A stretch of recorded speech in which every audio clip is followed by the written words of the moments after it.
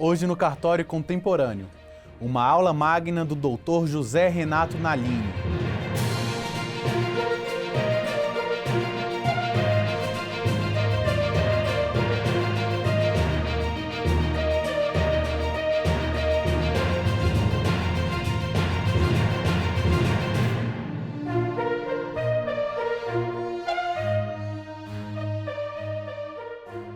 José Renato Nalini é professor, desembargador, ex-secretário de Educação de São Paulo, mestre e doutor em Direito Constitucional pela USP, integrante do Instituto Pimenta Bueno e atual presidente e imortal da Academia Paulista de Letras.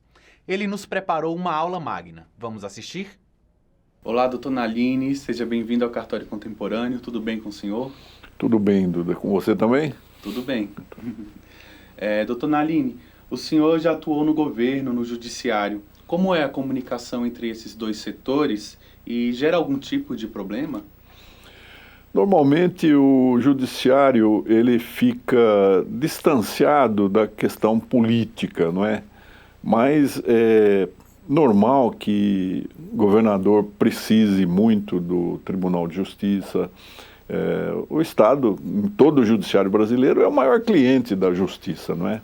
Então, as nossas relações aqui em São Paulo são muito respeitosas, muito baseadas assim numa cultura republicana, mas há problemas, dependendo das pessoas, né? A cada 2 anos há uma nova gestão no tribunal, a cada 4, em regra, uma troca no executivo. Mas aqui em São Paulo não temos questões assim graves nos últimos tempos, né? A história recente é de um relacionamento polido, cordial, às vezes até um pouco amistoso demais. O senhor sempre foi um entusiasta da modernização tecnológica, deixando como legado durante a sua presidência do TJ, o TJ 100% digital, além de ter sido secretário de Educação. A pandemia escancarou a necessidade de se pensar em modelos que fogem do presencial para essas duas áreas? Nós estamos num momento muito propício a repensar a educação brasileira, né? Não é surpresa, não é novidade para ninguém que nós estejamos hoje no 57º lugar dos países que se submetem à avaliação PISA, né? Que é a OCDE, ela realiza trienalmente essa avaliação, essa aferição do rendimento escolar. Nós estamos sempre nos últimos lugares, os nossos estudantes não conseguem se exprimir, não sabem interpretar o que leram, não é? Em matemática também vão muito mal, e em ciência pior ainda. Eu acredito que a tecnologia pode ajudar, agora ela é uma ferramenta, não é?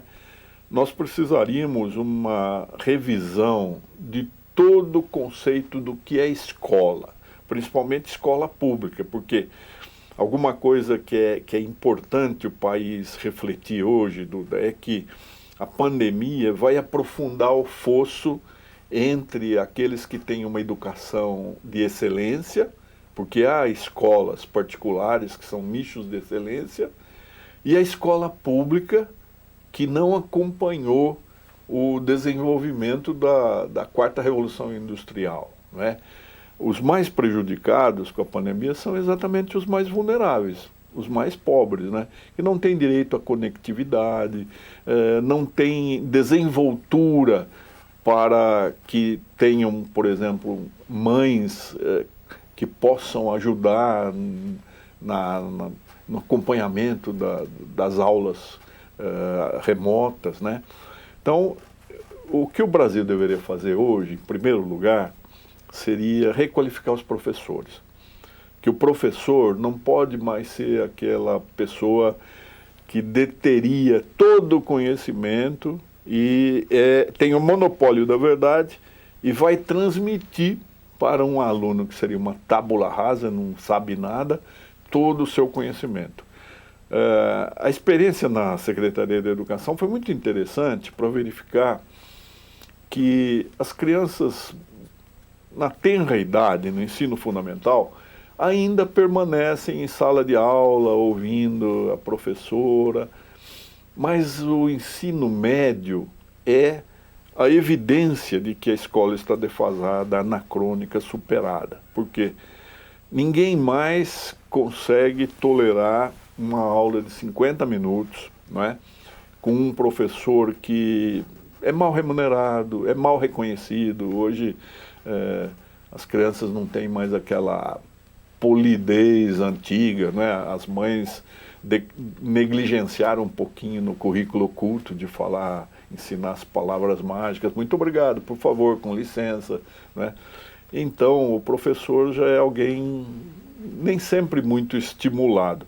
E aí, ele vai repetir uma aula que ele vem trabalhando nela há muito tempo, enquanto que o jovem do ensino médio, ele com um clique no celular, ele consegue ingressar num mundo aberto e acessível de tantas informações. O professor não pode mais ser esse ser que transmite informações. As informações estão disponíveis. Ele precisa ser alguém que desperte a curiosidade do aluno, que faça o aluno ler, estudar, pesquisar, né? E que, se ele conseguir despertar a curiosidade, ele vai acender uma luz interna na consciência dessa criança, desse jovem, que ele vai seguir para sempre. O professor fica só orientando. O professor não está formado, ele não é preparado para isso, né? Pensando em educação, o senhor tem experiência tanto do macro da educação pública, como secretário, como do micro, professor universitário, reitor da Uniregistral, criador da Escola Paulista da Magistratura, que são cursos mais específicos, cursos voltados para uma parcela bem específica da população. Na sua opinião, quais são os maiores desafios da educação brasileira? Bem, a educação brasileira, ela poderia resolver todos os problemas nacionais. Tudo aquilo que nós enfrentamos hoje, né, que nasceu com uma crise ética, foi desaguar numa crise moral, depois uma crise política, uma crise econômico-financeira e para culminar uma crise sanitária com a pandemia, tudo isso resulta de nós não levarmos a educação a sério. Ou seja, nós temos uma destinação de recursos financeiros que é prevista na Constituição, né? A Constituição fala que a União reserva 18%, os estados e municípios 25%. Aqui em São Paulo é 30% do orçamento destinado à educação. Entretanto, a educação pública, ela cresce vegetativamente, então torna-se uma estrutura que, para a sua retroalimentação, ela pode negligenciar a formação do aluno. Então, nós precisaríamos abrir multiportas para a educação, não é? Eu tentei, aqui em São Paulo, não fui bem interpretado, fazer com que o Estado oferecesse um voucher para cada pai, para cada família, para que ela escolhesse uma escola confessional, ou uma escola militar, ou uma escola Waldorf, ou a escola de acordo com a filosofia da família, com a orientação da família. E não colocar a criança, desde cedo, numa escola que padroniza, ou seja, a educação brasileira, ela não está cuidando das competências socioemocionais, ela não está vendo se o aluno está mais feliz, se o aluno tem problemas, se o aluno é vítima de bullying, se na casa dele a situação estrutural não é muito bem resolvida. Não, é um adestramento, faz o aluno decorar, né, para que faça uma avaliação cada vez mais frequente. As avaliações são quase que bissemanais. Então os professores ficam adestrando o aluno para que ele decore, e essa avaliação vai colocar o Estado num ranking favorável para que o governador possa ser candidato a presidente da República ou possa ser reeleito. Então, essa tática da escola pública, ela não está funcionando, ela precisaria mudar, né? E é por isso que as escolas corporativas, né? Uniregistral é uma escola corporativa, assim como a Enor, né? Elas cumprem melhor essa função de oferecer um quadro funcional adequado e preparado para os desafios de uma carreira que está em ebulição, é uma carreira muito dinâmica.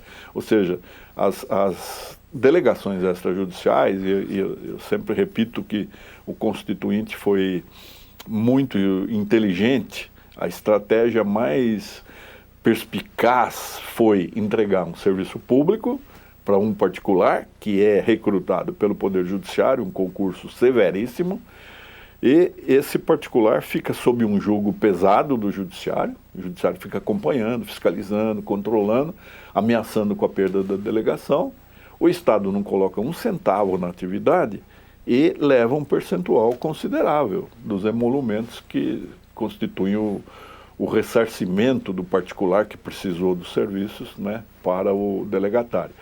Então, a escola da magistratura é outra escola que tem orientação corporativa, ou seja, a universidade não está obrigada a fornecer para o judiciário um juiz pronto, acabado, um juiz que tenha condições de responder aos desafios postos à justiça. Da mesma forma, promotor, da mesma forma, defensor, né? Então, nós precisamos ter múltiplas portas para uma educação, mas sempre pensando que educar, né? E aí a Constituição está muito bem feita, o artigo 205, né? Educação é direito de todos. Qualquer pessoa, em qualquer faixa etária, tem direito a uma educação, formal e informal. Mas esse direito de todos é dever do Estado, da família e da sociedade. Nós todos somos educadores, embora não exercendo a docência, até pelo exemplo nós estamos educando as pessoas, né?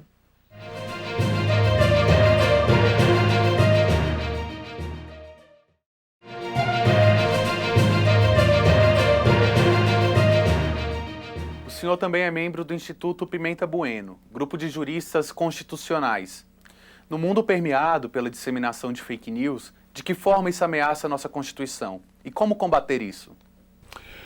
Bem, a Constituição, ela precisaria ser uma leitura obrigatória de todo brasileiro, todo dia. E nisso eu tenho inveja do povo americano, sabe, Duda?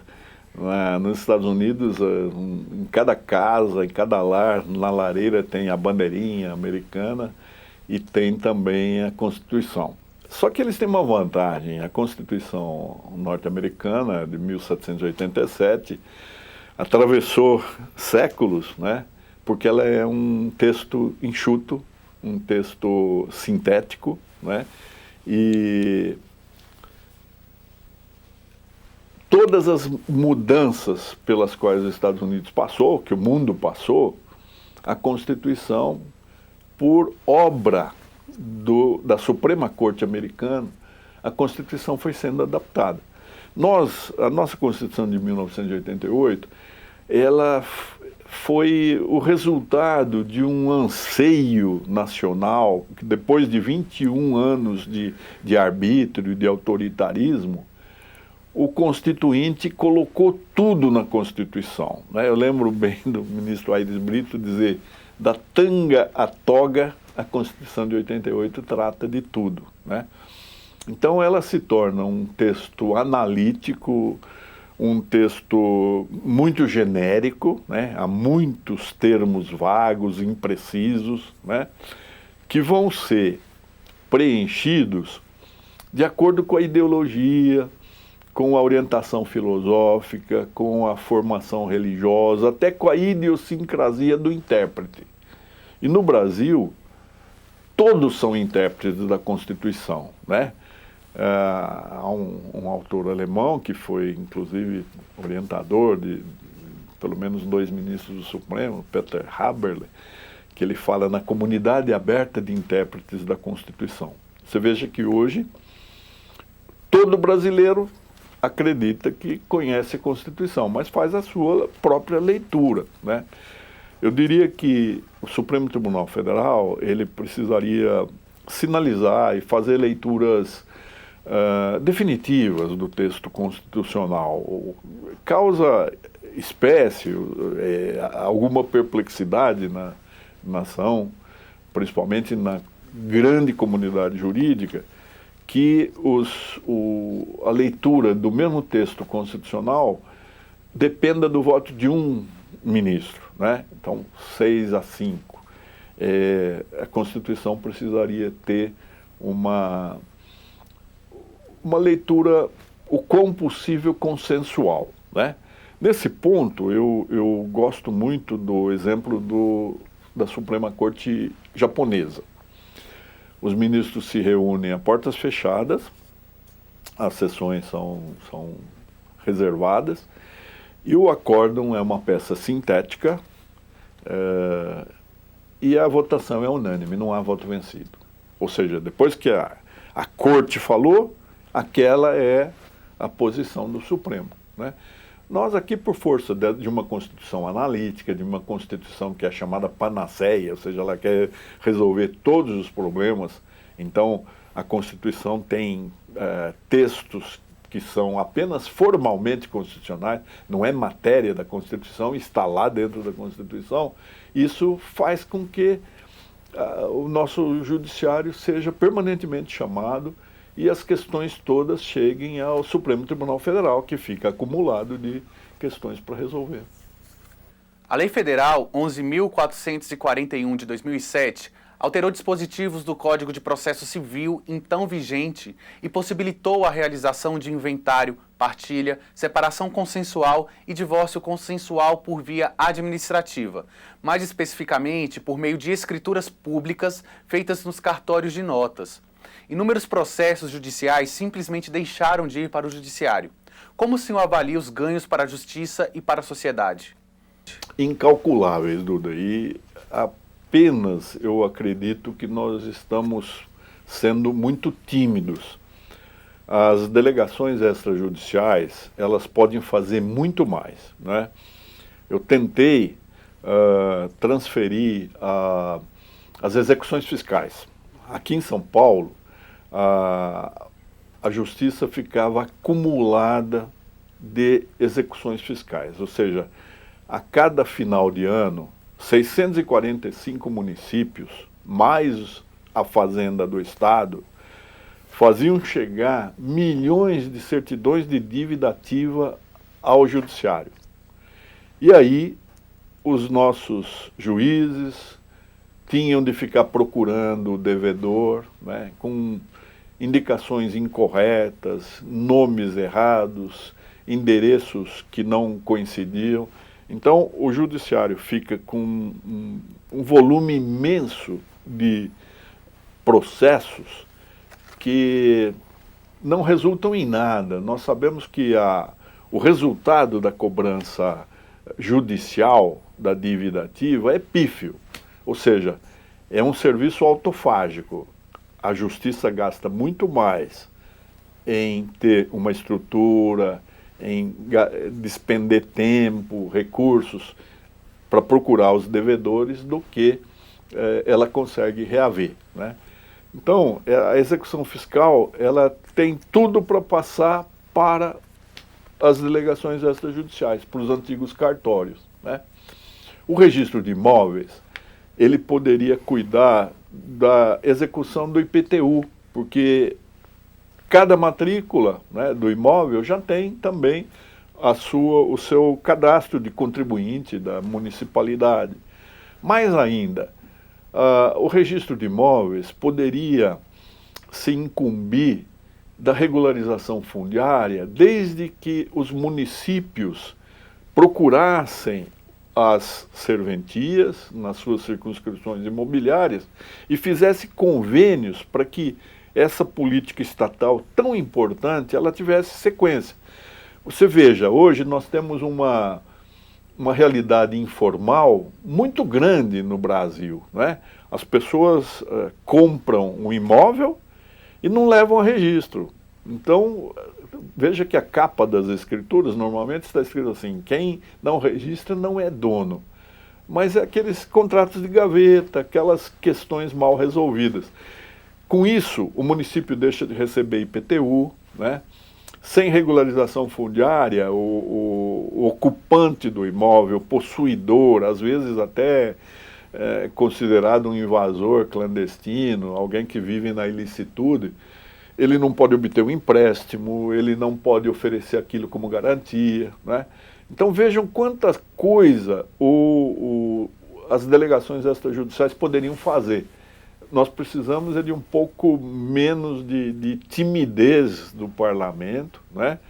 E às vezes até de uma flexibilidade na interpretação correcional, ou seja, os corregedores gerais dos estados poderiam enxergar possibilidades de novas atribuições para as delegações extrajudiciais.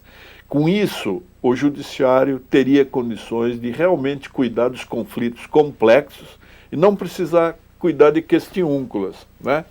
O uso do judiciário no Brasil é abusivo.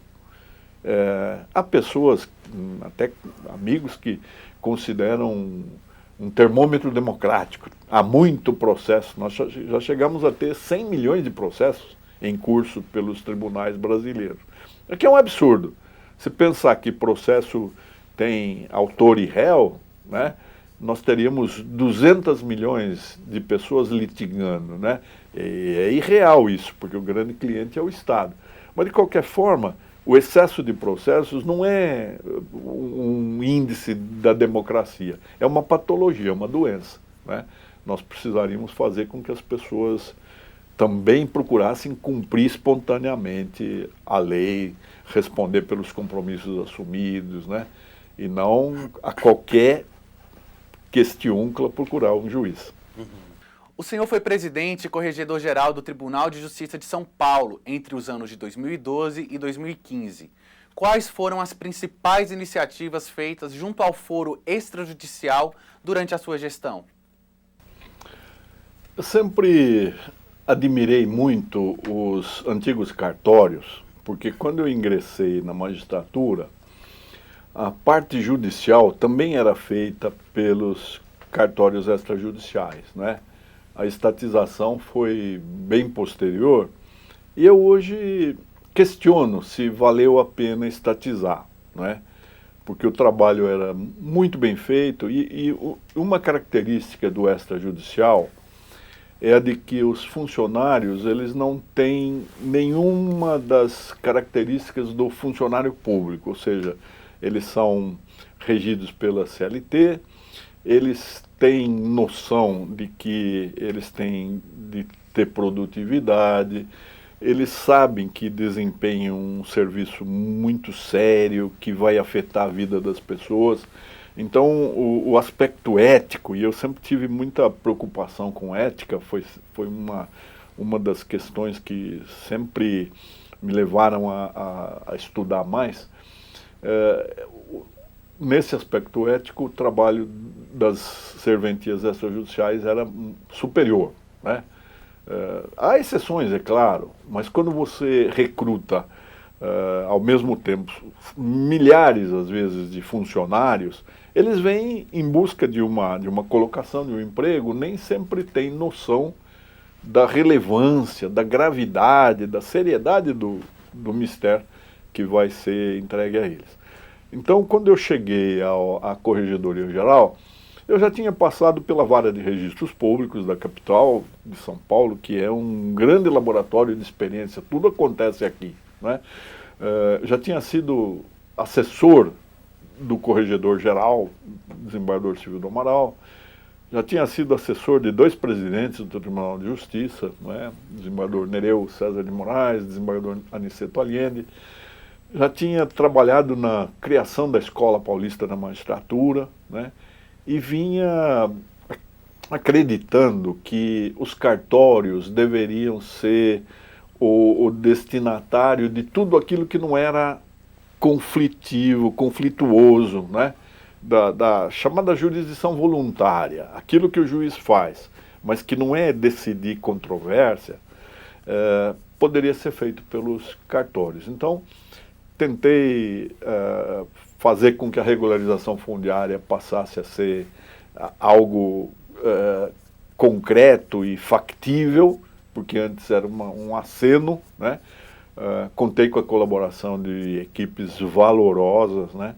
Eu me lembro um dia que eu coloquei todos na sala da corregedoria, que tem uma imensa mesa, todos os interessados na regularização fundiária, fechei a porta, né?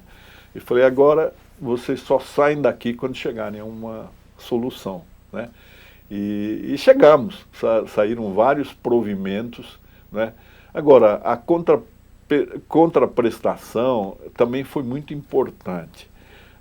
Nós tínhamos de fazer a audiência de custódia, né, que era um interesse muito específico do ministro Lewandowski, que estava na presidência do Supremo, e também do Alexandre de Moraes, que então era secretário da Justiça e da Cidadania aqui de São Paulo.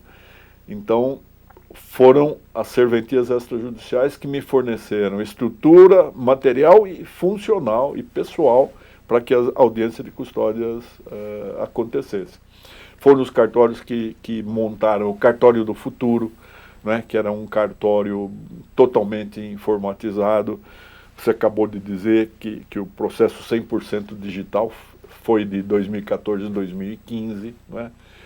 Também consegui fazer um conselho interinstitucional, do qual as serventias participaram, mas também a universidade, o empresariado, todas as entidades, para fazer com que aquela ideia de administração popular da justiça, ou participação da comunidade na administração da justiça fosse realizada. Fico muito satisfeito assim, de ter colhido esses resultados. Aliás, também que eu acreditava muito foi um provimento outorgando às delegações extrajudiciais a atribuição de fazer conciliação, mediação, mas qualquer alternativa de resolução de conflitos baseado na experiência americana dos ADR, né? Alternative Dispute Resolution. Então, eu acho que a gente fica também muito tímido só falando em conciliação, mediação, arbitragem, quando os Estados Unidos têm mais de 50 modelos de composição consensual de controvérsias, né? E sempre tive das delegações maior apoio, né? Devo muito do êxito das minhas administrações à compreensão dessa classe, dessa categoria tão sacrificada, às vezes tão criticada, né, por aqueles que acreditam que isso é um ranço, que é alguma coisa medieval, né, mas não compreendem que hoje, por exemplo, o proprietário de um imóvel pode dormir tranquilo se o seu imóvel estiver registrado, né? Se alguém vier turbar a sua posse, ele terá todo um esquema do sistema justiça para defendê-lo. Hoje o senhor é presidente e imortal da Academia Paulista de Letras. Tem o corpo literário composto pela discussão do direito e ética, livros formadores de magistrados e puxando também de sua formação de educador, qual a importância da leitura na formação do cidadão? Bem, leitura, Duda, para mim é como respirar, né? Eu estou sempre lendo, eu já li e reli muitos livros, tenho feito uma coleção imensa de livros, né? Embora acredite que nós tenhamos também agora essa possibilidade da leitura online, não é? de ter o e-book, mas eu gosto muito do livro físico, não é? E o meu ingresso na Academia Paulista de Letras foi assim um privilégio com o qual eu não contava, nunca aspirei, né? Como também nunca sonhei que pudesse vir a ser presidente do Tribunal de Justiça de São Paulo, né? Mas são experiências que me trazem uma gratificante sensação de que vale a pena viver, né? Então, na Academia Paulista de Letras, você veja, ingressei em 2003, sempre sustentei que eu não tinha gabarito para entrar numa casa que foi a casa de Mário de Andrade, de Roberto Simonsen, de Guilherme de Almeida, de Paulo Setúbal, né? Uma casa onde ainda estão Lígia Fagundes Telles, né? Ives Gandra da Silva Martins, Inácio de Loyola Brandão, né? São luminares, né? Por exemplo, convivi com o professor Miguel Reale. Você sabe o que é? Você, como aluno, leu as lições preliminares de direito, leu a filosofia do direito, se encantou com a teoria tridimensional do direito e de repente você está tomando um chá, conversando com alguém que você pode chamar de confrade, né? Chamar Lígia Fagundes Telles, que é um encanto, né? É a grande dama da literatura, uma mulher que, se não estivesse no Brasil, já teria ganhado o Nobel de Literatura há muito tempo, né? É aquele estigma do português, né? Que brincam na Europa que o português é um código, né, utilizado para confundir as pessoas. Mas não, é uma língua bonita, a última flor do lácio, né? E eu faço questão, hoje eu tenho 8 netos, todos eles sabem que o vovô só dá livros, né? Inclusive a minha neta mais velha, Maria Antônia, que tem 14 anos, quando tinha uns 7, 8, ela escreveu um livro. Por que é que o vovô não deve dar só livros para os seus netos? Então, eu gostei porque foi um livrinho assim, guardei. Mas a leitura, você veja que coisa, Duda. Você lê, você se transporta para outro continente, para outra época. Você, principalmente, entra na consciência de pessoas que você nunca vai conhecer, até porque elas já se foram. Elas já estão no outro plano, já morreram, mas deixam ali o seu livro, né, para você penetrar no íntimo delas, né? Eu gosto muito da Cecília Meirelles, ela fala assim, do jardim das memórias, só eu tenho a chave, e eu entro nele no momento em que eu quiser, né? Então a leitura faz isso, você lê.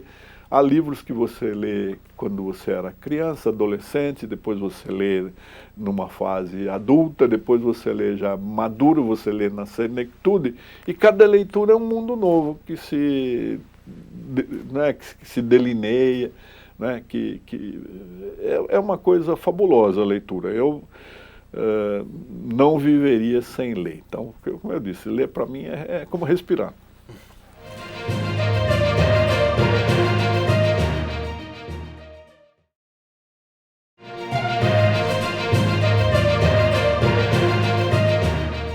Doutor Nalini, como o senhor avalia a importância do trabalho promovido pelos cartórios extrajudiciais em prol da população e da desjudicialização?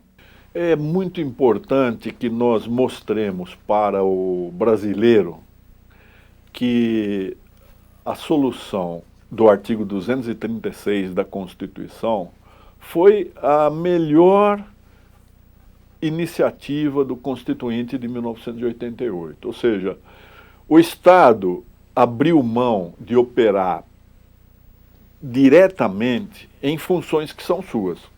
Ou seja, certificar a existência de uma pessoa, dar a ela um lugar no sistema legal, né? E o direito é uma das provas de que o Estado existe, não é? É obrigação do Estado fazer isso. O que ele faz? Ele entrega para um particular. Não um particular qualquer, um particular recrutado em concurso de provas e títulos bem severo.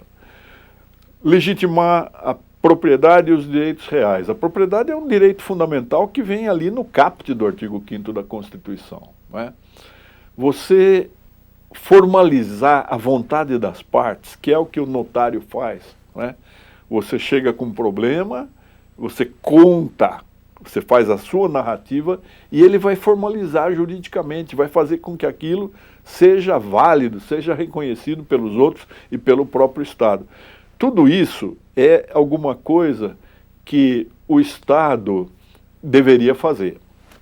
E ele preferiu outorgar a particulares qualificados. Então, existe um fator que as pessoas às vezes não entendem. Os serviços extrajudiciais, eles não são prestações comerciais. Eles não são intercambiáveis com empresas particulares. Por quê? Há um vínculo do Estado que é a questão da fé pública.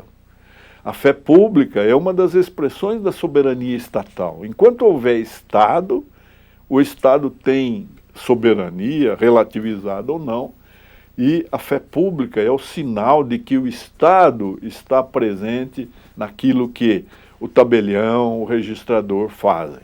Então, um programa como este é um programa para levar à população a mensagem de que as delegações extrajudiciais estão funcionando bem, são iniciativas exitosas, principalmente depois de 1988, preservando uma tradição milenar, porque cartório existe desde a Mesopotâmia, desde antes de Cristo, né?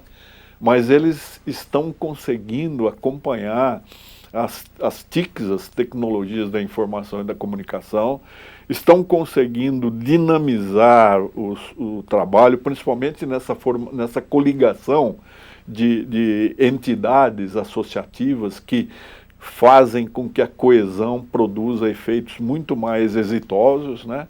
Há muito mais ainda que a própria sociedade deveria pedir que as delegações extrajudiciais fizessem. Por exemplo, Duda, aqui em São Paulo, cada americano que vem a São Paulo e vê essa multiplicidade de edifícios, fala, vocês têm um tesouro aí e não estão sabendo utilizar. Por quê?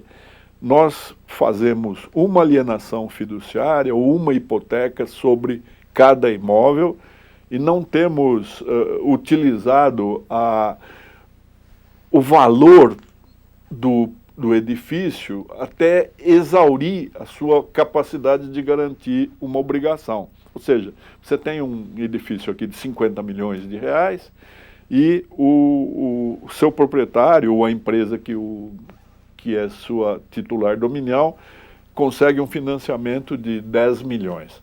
Ficam 90 milhões de crédito que poderiam estar movimentando a economia nacional, paradas, inutilizadas. Então os americanos acham um absurdo. E não acho que precisaria grande exercício, grande elucubração para permitir que cada imóvel tivesse uma possibilidade simultânea de alienações fiduciárias ou de hipotecas, até exaurir o valor pelo qual o imóvel pode responder. E eu dei um exemplo de milionários, mas não, pode ser aquele aposentado que tem a sua pequena propriedade, a sua casinha, que vale ele 100 mil reais, e ele faz um empréstimo de 5 mil, ficam 95 mil reais que ele poderia ter de crédito a mais, para ele fazer uma viagem, para ele dar um carro para o neto, para ele fazer uma reforma na casa. Ou seja, vejam como as delegações extrajudiciais podem ter mais atribuições, aliviando o judiciário dessa carga excessiva, patológica, que faz com que o juiz hoje seja um ser atormentado, não é? Tantos os processos que estão ali sob a sua tutela. Na sua opinião, o cartório é uma instituição que traz segurança e certeza de eficiência para a população em geral? Sim. As delegações extrajudiciais, eu acho, Duda, que a gente precisa se acostumar com a nova denominação, né? Porque cartório ficou uma expressão contaminada. Vejam que há tempos falava-se em cartorialismo para dizer que havia burocracia, lentidão, excessivo formalismo, procedimentalismo. Não. A partir de 1988, principalmente, quando os delegatários passaram a ser recrutados pelo concurso público realizado pelos tribunais de justiça, nós tivemos uma renovação, né, sem hostilizar aquela tradição dos antigos serventuários, que eram pessoas devotas, dedicadíssimas, leais e fiéis à justiça. Nós recrutamos uma juventude, como você, por exemplo, um jovem que já vem na condição de nativo digital, de millennial, né, com desenvoltura para essas novas tecnologias. E isso representou uma verdadeira revolução. Você veja as centrais eletrônicas, né, a obtenção de informações online imediatamente, não é? Aquilo que o registro de imóveis faz com a questão da indisponibilidade, né, para coibir práticas ilícitas ou mal feitos. Então, como acabei de dizer, o proprietário que tem o seu imóvel registrado, ele pode dormir tranquilo, porque há toda uma casamata protetiva, há uma salvaguarda muito eficaz para que qualquer ameaça, qualquer turbação da sua posse possa vir a ser eliminada sumariamente pelo sistema de justiça. Então, nada mais judicial, nada mais legitimamente jurídico do que uma delegação extrajudicial. Então, a expressão cartório, ela ainda é usual, nós falamos, e foi muito boa a denominação cartório contemporâneo, para mostrar que houve um salto qualitativo, né? Não é aquela ideia que principalmente o jejuno tem, mas cartório, reconhecimento de firma, burocracia, não. É uma delegação extrajudicial, hoje apetrechada com tudo que de mais moderno existe, né? Recentemente a Arispe, através do seu presidente, o registrador Flaviano Galhardo, editou uma obra em que vários registradores escreveram sobre blockchain, sobre smart contracts, sobre a superioridade do nosso sistema registral em relação ao sistema americano, né? Os norte-americanos, quando eles vão comprar um imóvel, eles têm que contratar um grande escritório de advocacia, uma equipe, para fazer aquilo que hoje o cartório de registro de imóveis brasileiro mostra no mesmo momento, que é a filiação, o encadeamento dominial, a história jurídica desse imóvel. Lá não. E depois disso tudo, ele tem que contratar um seguro, porque a sua aquisição pode não vir a ser aperfeiçoada. Alguém pode vir perseguir o imóvel e dizer que o imóvel é dele. Então veja a superioridade do nosso sistema. Aliás, nós temos um juiz, o Dr. Celso Mazzetelli Neto, que está fazendo um trabalho muito interessante. Ele é bolsista de uma universidade americana, está levando aos americanos o modelo brasileiro. As delegações extrajudiciais brasileiras, depois de 88, são um modelo de exportação. Qual a sua visão sobre o futuro da atuação extrajudicial na prestação dos serviços à população? A desjudicialização é uma tendência irreversível, ou seja, nós sabemos que o judiciário é um equipamento estatal muito complexo, muito dispendioso, e o trabalho judicial, ele não pode ter o mesmo ritmo que a sociedade já se acostumou a ter em relação a outros serviços, né? O ideal de uma decisão seria aquela decisão meditada, percussientemente analisada sobre todos os seus tópicos, num grande contexto, analisando os precedentes, não é? E, então, não é alguma coisa que se possa oferecer de pronto. A grande maioria das questões submetidas ao judiciário são questões que não têm a gravidade necessária para justificar o uso de um equipamento tão complexo, né? Um juiz é um profissional em quem a nacionalidade investiu muito. Ele tem de ser reservado para resolver questões que realmente necessitem do Estado juiz. Questões menores, questões singelas, né?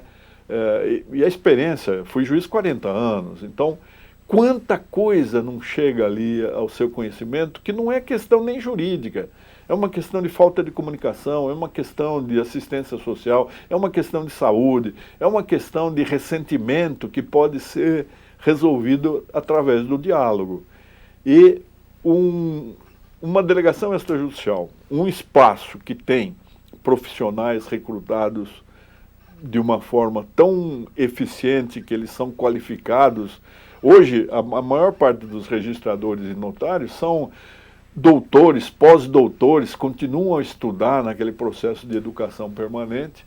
Eles são mais do que habilitados a resolver essas questões, deixando ao judiciário apenas aquilo que realmente não se consegue resolver no âmbito informal de uma delegação extrajudicial. E tem um aspecto, Duda, que é muito importante e as pessoas nem sempre percebem. A solução extrajudicial, ela é eticamente superior à solução judicial. Por quê? O Estado juiz, ele trabalha com os seus cânones, com os seus dogmas, ou seja, uma testemunha comparece a juízo, ela é logo advertida de que ela pode responder por falso testemunho, né? Experimente perante um juiz em que você vai testemunhar, dizer, doutor, posso contar a história desde o início? Ele fala, não, eu já sei qual é o ponto controvertido, estudei o processo, a senhora responde aquilo, o senhor responde aquilo que eu perguntar. Enquanto que numa solução negociada, numa mediação, numa conciliação, numa transação, qualquer outra fórmula não judicial, né, as partes vão ouvindo uma a outra. Quando se chega a um acordo, a um ajuste, essa solução foi negociada, houve a participação do interessado, algo que em juízo não é possível. Então, ainda que ele não tenha conseguido tudo o que ele quis, a solução é legítima, ele participou, ele teve voz, ele teve vez. No judiciário, não. Então, o aspecto ético de uma solução negociada, de uma solução consensual, é muito superior nas delegações extrajudiciais do que no próprio foro judicial. Doutor Naline, muito obrigado pela sua presença aqui no Cartório Contemporâneo e fique à vontade para voltar sempre aqui para conversar com a gente. Muito obrigado. Eu que tive uma grande alegria de poder falar sobre aquilo que eu gosto, aquilo que eu faço. Espero que você tenha tido paciência para ouvir tanta elucubração, tanta peroração, né? Muito obrigado, Duda.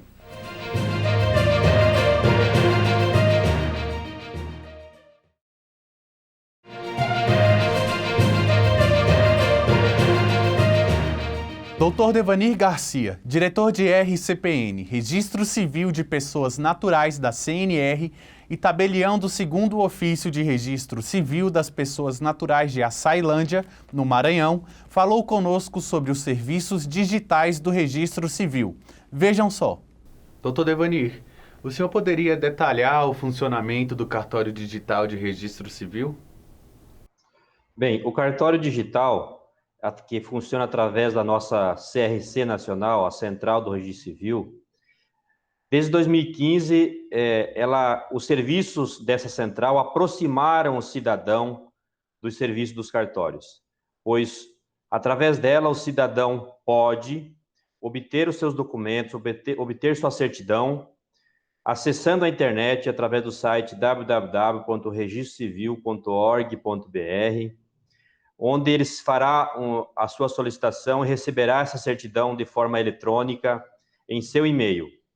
A outra opção que ele tem também, de forma cômoda, seria dirigir-se até o cartório mais próximo da sua cidade, onde ele, no balcão desse cartório, fará a solicitação e tramitará esse documento entre cartórios. E ele receberá de forma física, no balcão do cartório solicitante, esse documento. Esse documento pode ser expedido dentro de horas ou minutos, tendo um prazo máximo de 5 dias. Mas, a depender da necessidade dessa pessoa, ele terá um documento sem necessidade de tramitação via correios, sem ter que onerar ainda mais esse documento com essa tramitação. E isso, com certeza, deixará ele mais satisfeito com esse serviço. Além disso, essa nossa central, ela oferece informações aos órgãos públicos. Esses mesmos documentos também são necessários, muitas vezes, para um processo judicial. Nós temos uma interface que se chama CRC-JUD, em que as autoridades requisitam certidões necessárias para a tramitação de processos. E também, de forma eletrônica, são fornecidos esses documentos para o Ministério Público, para a Defensoria Pública ou para os magistrados. Então, isso é muito importante, deixando o cidadão satisfeito com esse serviço. Quais são os documentos necessários para realizar o cadastro? Há alguma taxa extra? E quais são os serviços disponíveis? A questão dos documentos necessários eu mencionei anteriormente, através do seu cadastro. A questão das taxas, as tabelas desses serviços de cartórios são no âmbito estadual. Então, dependerá de autorização legal em cada estado da federação. Então, nós temos hoje alguns estados que vêm cobrando uma pequena taxa de serviço, mas lhes garanto que é extremamente benéfica, porque é um custo muito menor do que uma despesa postal, apenas para custeio dessa central, mas muitos estados não cobram nada por esse serviço extra. Então, de qualquer maneira, isso é extremamente compensador para o usuário do serviço. Os serviços que nós disponibilizamos, além daqueles de fornecer certidões de nascimento, casamento, óbito para o cidadão, é possível também tramitar documentos entre os cartórios, quando o cidadão precisa, por exemplo, uma verbação de um reconhecimento de paternidade. Ele pode ser produzido esse documento no domicílio desse cidadão, mas o seu registro está em outro estado, em outro município.